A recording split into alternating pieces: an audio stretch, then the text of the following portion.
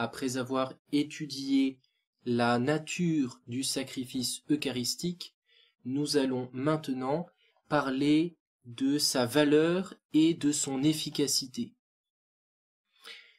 Le saint sacrifice de la messe possède, comme nous l'avons dit, les 4 caractères de l'adoration, de l'action de grâce, de la satisfaction ou encore réparation des péchés et de la supplication ou de la demande. L'efficacité de la messe se développe dans ces 4 directions. Elle est sacrifice latretique ou adoration et eucharistique ou action de grâce, et en ce sens, elle procure à Dieu tout honneur et toute gloire. Vous voyez, ces 2 finalités d'adoration et d'action de grâce sont tournées vers Dieu, et en même temps, la messe est sacrifice propitiatoire vis-à-vis du péché et impétratoire pour demander les grâces dont nous avons besoin, et ainsi, elle obtient aux hommes l'abondance des grâces et des bénédictions divines. Ces 2 dernières finalités sont pour notre bien. Voilà ce que nous allons développer. La messe est tout d'abord un sacrifice d'adoration. Elle est sacrifice latretique par excellence. Le Seigneur a tout créé pour sa gloire. Il ne peut pas en être autrement, ce n'est pas là de l'égoïsme, il ne faut pas considérer cette chose d'une manière trop humaine, d'une manière anthropomorphique, mais Dieu, lorsqu'il crée, il le fait nécessairement pour que la créature retourne à lui, parce que le bon Dieu est le souverain bien. Il serait absurde que Dieu crée quelque chose qui ne soit pas pour lui. Par conséquent, Dieu a tout fait pour lui, il a tout créé pour sa gloire, il ne peut pas en être autrement. Aussi, la finalité de tous les êtres créés est de glorifier et de louer leur Créateur. Mais comment l'hommage des créatures, qui sont finies en elles-mêmes, limitées, petites, comment cet hommage pourra-t-il atteindre jusqu'à l'infini de Dieu? Quelle que soit la grandeur, la beauté de la louange des plus parfaites créatures, comme la Vierge Marie, les anges, les saints, quelle que soit la beauté de ces louanges, elles ne sont presque rien en comparaison de la majesté infinie de Dieu. Alors, pourrons-nous tout de même glorifier Dieu d'une manière conforme à son infinie grandeur? Oui, nous le pourrons, par le saint sacrifice de la messe. Voilà le moyen de rendre à Dieu un culte d'adoration infiniment parfait et égal à sa grandeur. Une seule messe procure à Dieu plus de gloire que tous les hommages de tous les habitants du ciel et de la terre pendant l'éternité. Pourquoi cela? Pourquoi le sacrifice eucharistique renferme-t-il un culte infiniment parfait à la gloire de Dieu? Nous avions expliqué que le sacrifice est de sa nature, est en lui-même un acte d'adoration. Alors la messe étant un sacrifice d'une valeur infinie, elle contient un acte d'adoration infiniment digne de Dieu. Le sacrifice est d'abord une œuvre d'adoration envers Dieu. Or, la messe est un sacrifice d'une valeur infinie, donc elle possède à la perfection cet aspect de rendre gloire à Dieu. Sur l'autel eucharistique, ce n'est pas un homme seulement qui offre, et ce n'est pas une simple créature qui est offerte, c'est l'homme-dieu qui s'offre lui-même à son Père comme holocauste d'adoration et de louange. Jésus-Christ, prêtre et hostie, qui s'offre à son Père comme victime d'adoration et de louange. Et on ne peut pas imaginer une adoration plus digne de Dieu. Et ainsi la messe est la glorification la plus sublime, la plus belle de la majesté de Dieu. Et cet hommage d'adoration de Jésus à son Père est déposé entre les mains de l'Église, ou dans le cœur de l'Église, pourrait-on dire. Le sacrifice eucharistique est la propriété de l'Église. Elle l'offre par les mains du prêtre pour rendre à Dieu, au nom de tous, le culte qui lui est dû. Ce n'est pas, nous l'avions dit, la messe n'est pas le sacrifice de Jésus seul, elle est le sacrifice de Jésus avec son Église, par son Église. C'est l'Église qui offre cette suprême louange de Dieu, qui est le sacrifice de la messe. La Sainte Messe met l'Église et tous les fidèles et chacun d'entre nous en état d'honorer parfaitement Dieu et de l'adorer en esprit et en vérité comme il l'attend, comme il le demande. Et cette pensée devrait nous combler d'une joie immense. Tout catholique devrait être rempli de joie à la pensée de pouvoir glorifier parfaitement le bon Dieu comme il le doit, comme il a été appelé à le faire, par l'offrande du saint sacrifice de la messe. Deuxième finalité de la messe, la finalité eucharistique. La messe est parfait, est un sacrifice eucharistique parfait. Dieu est la source de tous les biens. Tout bien vient de Dieu, le bon Dieu est notre grand bienfaiteur. Nous sommes donc tenus de lui témoigner notre reconnaissance. Et nous ne le ferons jamais assez. On ne peut mieux acquitter cette dette de gratitude que par le saint sacrifice de la messe. À la messe, en effet, nous remercions Dieu par Jésus-Christ. À l'autel, Jésus est animé des mêmes sentiments de reconnaissance qui embrasaient son cœur durant sa vie et sa passion. Le don qu'il présente à son Père en échange de tous les bienfaits accordés au genre humain est comme sur la croix son corps et son sang très précieux. En action de grâce, comme sur la croix, en action de grâce, Jésus offre à son Père son corps et son sang. Et sur la terre, il n'y a rien de plus précieux que cela. Pourquoi? Parce que c'est le corps et le sang d'une personne divine. Valeur infinie du corps et du sang de Jésus, et en particulier valeur infinie pour remercier et rendre gloire, rendre grâce à Dieu pour tous les bienfaits qu'il ne cesse d'accorder à l'humanité. La messe est donc un sacrifice d'action de grâce infiniment agréable à Dieu, et elle compense parfaitement tous les bienfaits divins dont le ciel et la terre sont remplis. Action de grâce adéquate.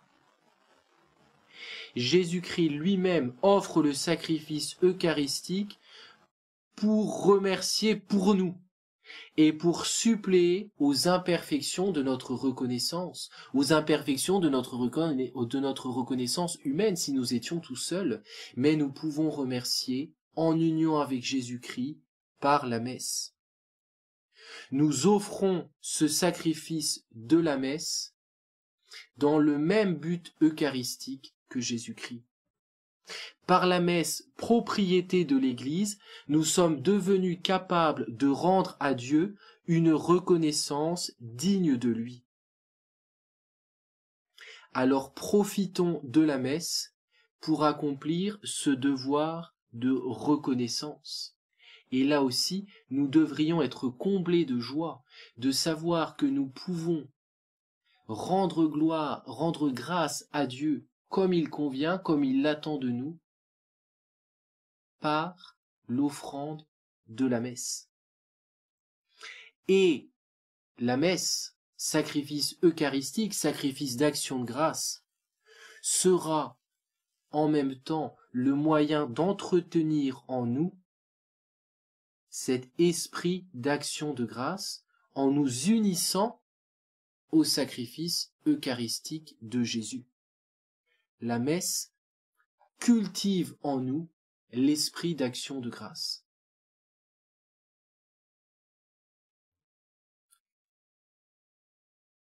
Ces deux premières finalités, adoration et action de grâce, sont toutes orientées vers le bon Dieu. Mais le sacrifice de la messe est aussi profitable aux hommes, parce que la messe n'est pas seulement sacrifice latretique et eucharistique, elle est encore sacrifice propitiatoire et impétratoire. Sacrifice pour expier le péché et sacrifice pour demander toutes les grâces dont nous avons besoin.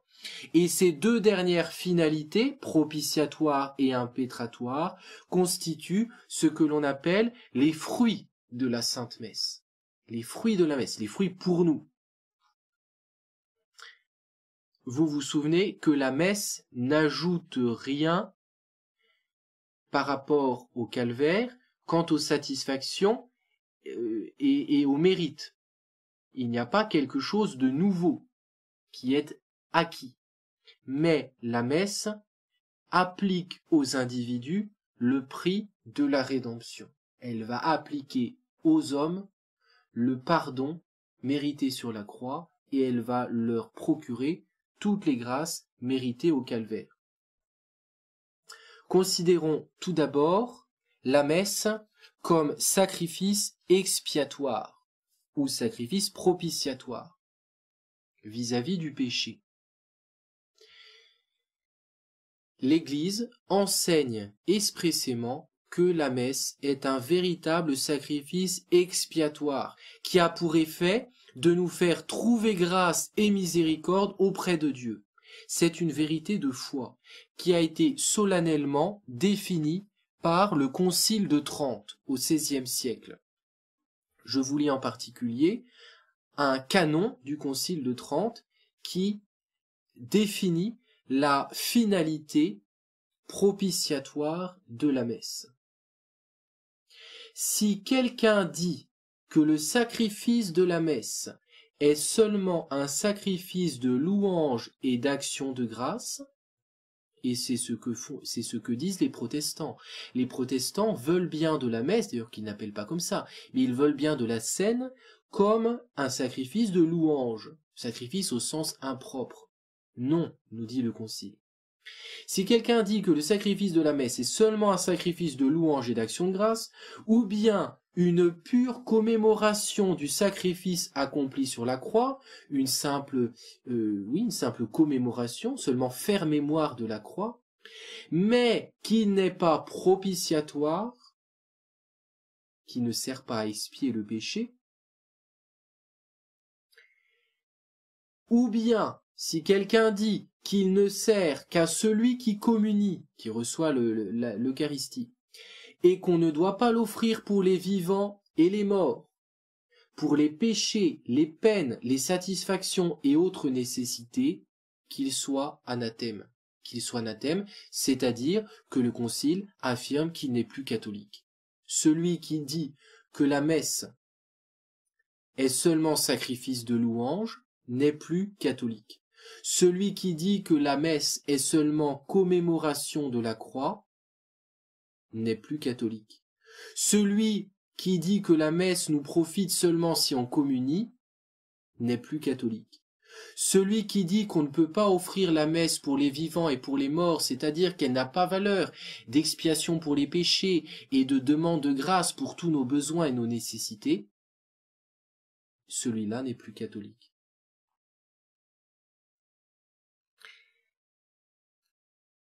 L'humanité pécheresse a un besoin pressant d'expiation. Nous avons besoin de la messe et nous avons besoin de la messe comme sacrifice d'expiation pour nos péchés.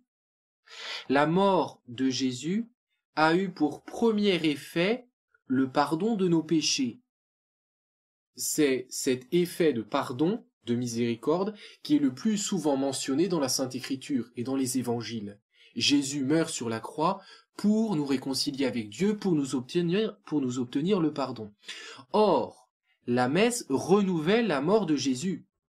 Elle a pour but de reproduire et de continuer le sacrifice de la croix et d'en appliquer les effets aux individus, comme nous l'avons dit plusieurs fois.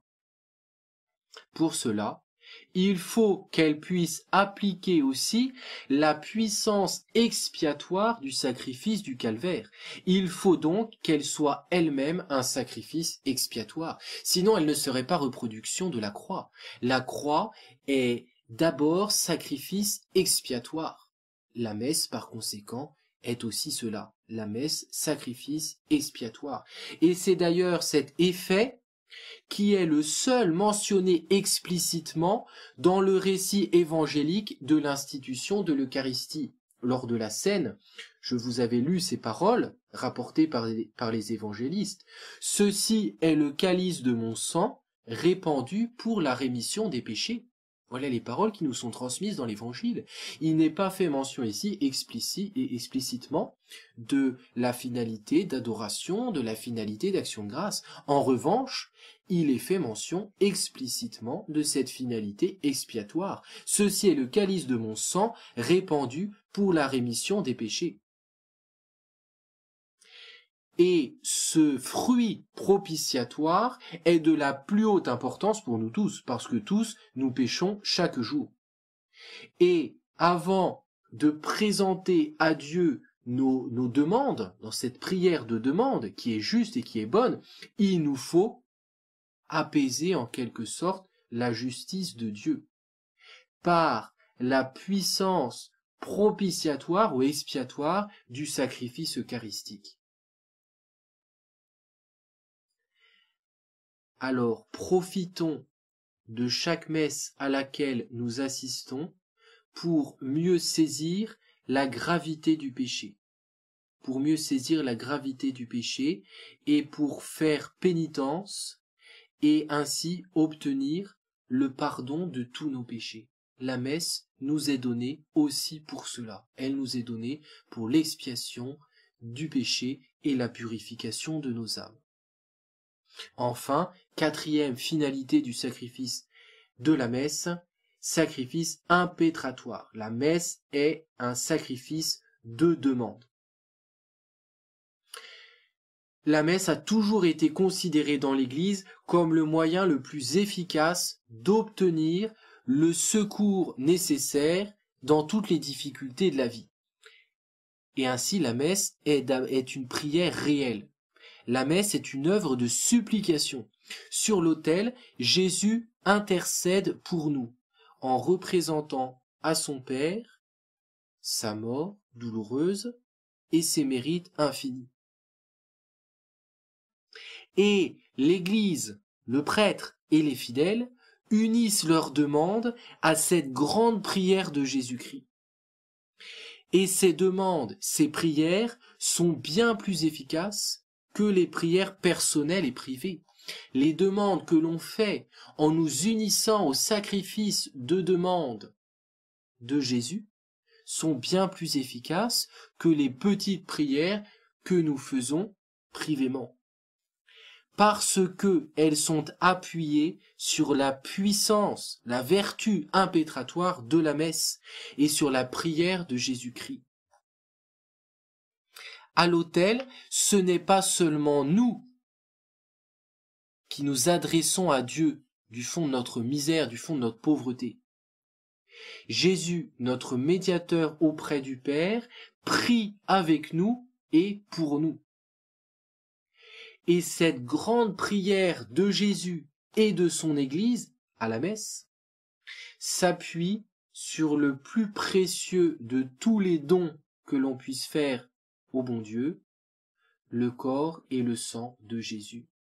Notre demande, unie à la demande du Christ, s'appuie sur le don fait à Dieu du corps et du sang de Jésus. Ainsi, le sacrifice de la messe est l'expression la plus profonde, la plus complète de nos prières. Et nous l'offrons pour toutes nos nécessités, temporelles ou spirituelles, individuelles ou familiales ou sociales ou ecclésiales. Pour toutes les nécessités, nous pouvons offrir la Sainte Messe. La liturgie dit que nous offrons la messe pour le salut du monde entier, pour le salut du monde entier, pour répondre à toutes les nécessités et surtout, bien entendu, les nécessités spirituelles de notre monde. Nous offrons encore le sacrifice de la messe pour les âmes du purgatoire. Dernier point que je voudrais évoquer avant de terminer sur cette valeur du sacrifice de la messe. Nous pouvons aussi offrir la messe pour les défunts, pour le soulagement des âmes qui sont au purgatoire. Ces âmes qui souffrent immensément ont besoin du sacrifice expiatoire de la messe pour que leur peine puisse être adoucie et abrégée. Le Concile de Trente, là aussi, affirme que c'est par la messe que les âmes du purgatoire reçoivent le plus de soulagement. C'est par la messe que les âmes du purgatoire reçoivent le plus de soulagement. Bien sûr, nous ignorons dans quelle mesure chaque messe adoucit ou abrège leur souffrance. Mais c'est certain que la messe a cette finalité, a cette capacité d'adoucir et d'abréger la souffrance des âmes qui se trouvent au purgatoire. Et puisque nous ne savons pas dans quelle mesure la messe va avoir cet effet, il n'est pas inutile, et il est même très utile, d'offrir plusieurs messes pour le salut d'une même âme, afin de lui ouvrir au plus tôt les portes du ciel. Et si la messe que l'on offre ne pouvait pas servir à telle âme en particulier, parce qu'elle est déjà au ciel, le bon Dieu la fera servir pour une autre âme du purgatoire. Mais n'oublions jamais cette finalité, n'oublions jamais ce fruit de la Sainte Messe, de délivrer les âmes du purgatoire. La dévotion aux âmes du purgatoire est une des expressions les plus parfaites de notre charité, parce que ces âmes au purgatoire, elles souffrent immensément et elles ne peuvent plus rien pour elles. Elles ne peuvent plus rien pour elles parce que les âmes du purgatoire ne peuvent plus mériter. Le temps du mérite, c'est sur la terre.